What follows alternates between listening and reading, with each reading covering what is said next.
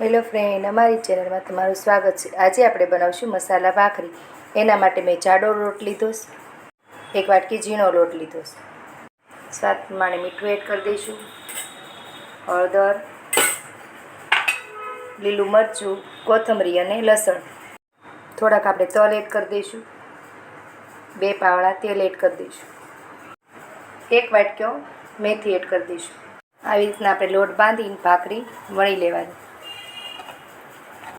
આપણે આવી રીતના નાની નાની વણી લેવાની, પછી આપણે એના હાથની મદદથી ખાડા પાડી દઈશું। તાવડી ગરમ થઈ ગઈ છે, હવે આપણે ભાખરી શેકી લઈશું। એક બાજુ ભાખરી ચડી ગઈ છે, હવે આપણે એને પલટાવી દઈશું। આ રીતના ધીમા તાપે અને ફાસ્ટ તાપે ચડવા દે। મસાલા ભાખરી બનીને રેડી થઈ ગઈ છે। જો સવારમાં ચા અને ભાખરી મળી જાય તો મજા આવી જાય। જો તમને રેસીપી ગમે તો લાઈક કરો, શેર કરો, સબસ્ક્રાઈબ કરો।